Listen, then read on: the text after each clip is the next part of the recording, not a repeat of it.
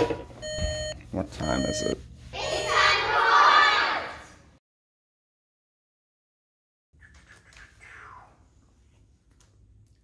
Fourth and fifth graders, welcome back. We are continuing our journey through art history.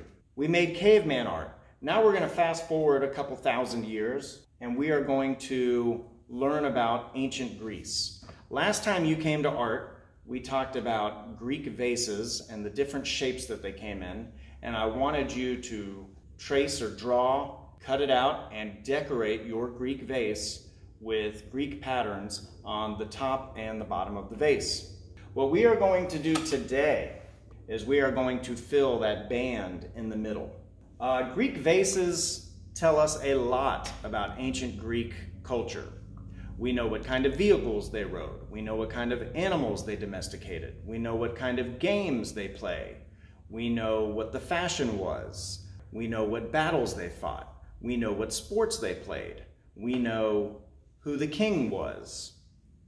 We know what Greek gods and Greek goddesses they worshipped. So what I want you to do is basically fill your Greek vase in about just about anything. It's kind of like free draw.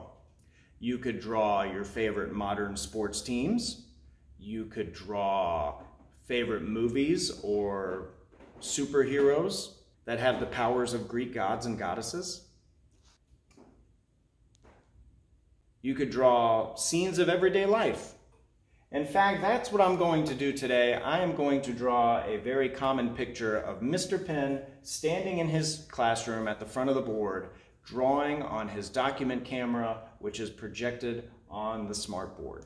That is a scene of everyday life, and it's something I do every day. After you draw your picture in pencil, now you've got two choices when you trace it with the black Sharpie marker.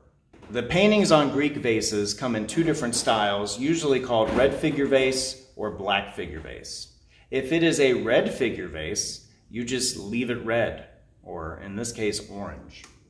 And everything around it needs to be black. That's very time consuming, but you're really just coloring a black background to a picture that you would normally draw. If you choose black figure vase, that is also time consuming because now you've got to make the figure that you drew black. And the really hard part is trying to avoid the pencil lines that you drew because that's the part you don't want to trace. You'll just erase that when you're done. But the part that's easy about that is that you don't have to color an entire background black. You just leave it red, or in this case, orange. That's it for this week. That's it for ancient Greece. Come back next week and we will jump ahead to ancient Rome.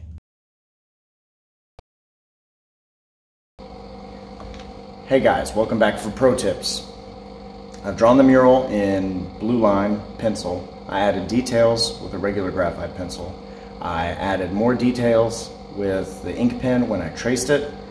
I scanned it in the computer and colored it, and I have put it all together in a proposal. That was for the first 9 weeks. Second 9 weeks, I hope, fingers crossed, that we can go further with this. I'm going to type an email and send the proposal as an attachment and see what we get. Whenever I type an email or pitch something to somebody, I try to be as thorough as I can be.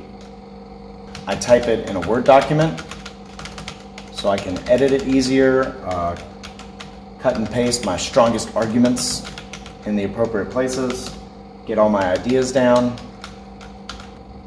make sure that whoever I'm working with or want to work with knows what I'm planning so that they don't have any questions, or any questions that they do have, I definitely have the answer for.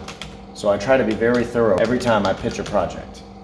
And send. So my pro tip to you is, if you're ever pitching a project to somebody, make sure that you are thorough. Oh, let's see what they said. Bonus points! 4th and 5th grade. Welcome back for bonus points. We talked about how ancient Greek gods and goddesses had like superpowers, like superheroes have today.